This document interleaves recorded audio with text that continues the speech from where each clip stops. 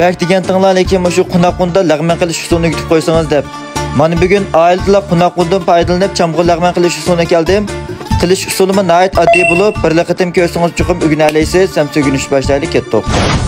Avval xamirni yug'uralayli. Buningga bir qach qunaquniga 2 qach bug'doy un to'kib, ustiga 2 qo'chq atrofida tuz va bir tal xurozning tuxumini chaqamiz. Suvni bo'lsa azazdan qo'yib, etini chin qilib xamirni yug'urib olamiz. Ondan haqiqiy ishlab tayyor qilib qo'ygan xamirimizni o'tirdan ish qilib, qalliqini normal holat qilib xamirimizni yeb ichib olamiz. Arliq ko'rib misha kapsa tuqqanlar qo'lliqni bo'lib qolsin, haqsiz yurakdan birini besib qo'llab qo'ysan rahmat. Xamirning kengligini normal qilib kesib olgandan keyin o't yoshdan tayyor qilalayli. Go'sht, ko'k qizil laza, piyoz va chamg'uni bo'lsa ko'proq to'g'ri olamiz. Arqadan sizlarga faoliyat qilib turayotgan haqiqiy chaplashmas tosh qazlamizga muvofiq miqdorda may qo'yib, go'shtni solib, keyinda bir qo'shq tuz va az miqdorda kavovchini solib, yana davomli birdam aralashtirib qo'rvalib, to'g'rab tayyor qilib qo'ygan piyozni solib, yana davomli qo'rvatgandan keyin sho'xla va oyliq va lazjani bir qo'shq solib, davomli qo'rib sho'xning suyini to'liq chiqarib olgandan keyin ko'k qizil lazini solib, buni uzoq qo'rmaymiz, juma tuqqanlar faqat bir narsani aralashtirib qo'rvatgandan keyin ustiga muvofiq miqdorda suv qo'yamiz.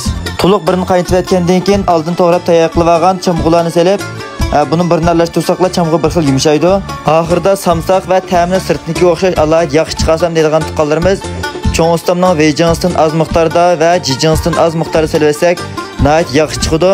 Cho'ng ustamning cho'nlig'i bor deb oilamizda tomoqni o'xshatmagan tuqqanlar mushlar sinab qilinglar. Orqadan tayyor qilib olgan cho'pimizni qozonga solib, buni bir qaynatib pishirib oliblar. Ustiga qo'rib olgan taqsimizdagi seyimizni qo'shib iste'mol qilsak bo'ladi.